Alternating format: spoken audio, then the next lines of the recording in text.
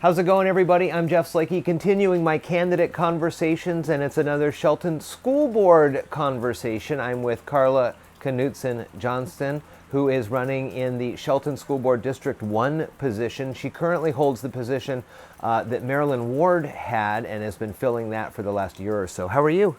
I am fine. Glad to have you here today. It's nice to talk with you. And you've been on the school board for a year now and running in a new position for a full term. How has it been on the school board? I mean, you were a former teacher. That's correct. And you applied to fill this slot. Yes. Well, it's been a great education. I've been in education. I know what it's like to work in the elementary schools, but looking at the bigger picture has certainly been an eye-opener. Just knowing all the pieces that go together in a district is, it's a very complicated machine. And I would say that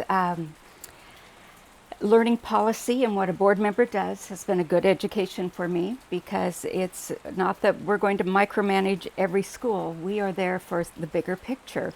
And so learning about the budget has also been a really interesting component, because that's the teacher just does not look at the whole district's budget.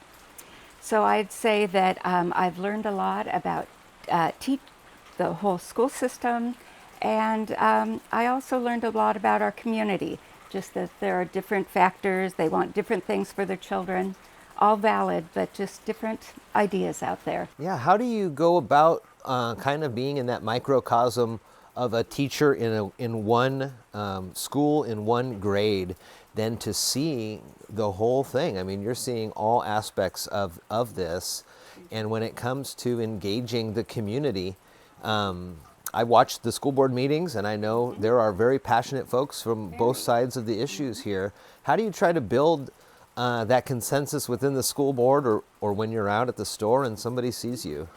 Yes. Well, I think listening. People want to be heard, and that is the biggest thing I can do, is listen and ask questions, because I want to know more, what brought them to that conclusion. And usually there's a story behind how they feel about something.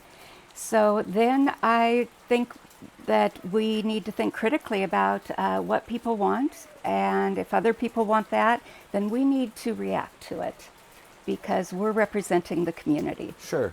Talk to me a little bit about where the school board fits in between kind of making those decisions, between what OSPI at the state level mandates into the districts, and then how you take those recommendations and things and implement them into the district. How have you been able to do that? Yes. We have changed a lot of policy over the last year because we needed to update to new Washington laws. And there's an organization, WASDA, the Washington State School Directors Association, that really helps give us an example how to write that into our policy. So when the state decides they're going to change the law on testing for dyslexia, which is a very current topic, they want all kids screened for that language disorder, then we need to put that into our policy, and we really need to address it. So if it comes from OSPI, they usually have interpreted the Washington state law, and we need to change, and we need to educate the public that these are new laws, that we're not just throwing this out there because we had a whim. We are trying to live up to the Washington state Constitution. Sure. When it comes to the Shelton School District in relation to different school districts in ESD, where would you say the school district is landing right now, and what are some of the kind of, I guess, pet projects that you'd like to champion for the kids in the district? Yes. Well, I think we have a good district, and we have some very dedicated educators. And I see the passion in the teachers wanting to do the right things for the kids. So I think that's our strength. Mm-hmm. And as far as how we land, well, we could look at test scores. That's a very interesting thing, because I gave the Common Core Smarter Balance when I was teaching, and it was 8 years ago, so it may have evolved. It's a very challenging test. They're asking little 8-year-olds to really take information, synthesize it, and then write some paragraphs about it, which is a very challenging thing for a young child.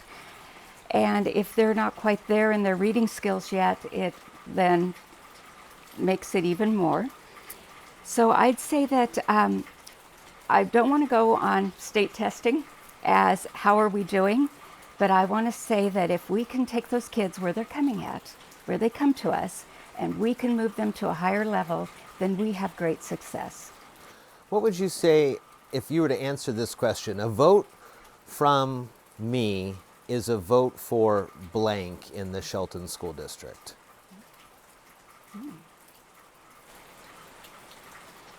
Well, I'd like to think that I bring is a vote for fairness and integrity, because I'd like to think I think things over carefully and not only look at my first instinct, but look at others' opinion.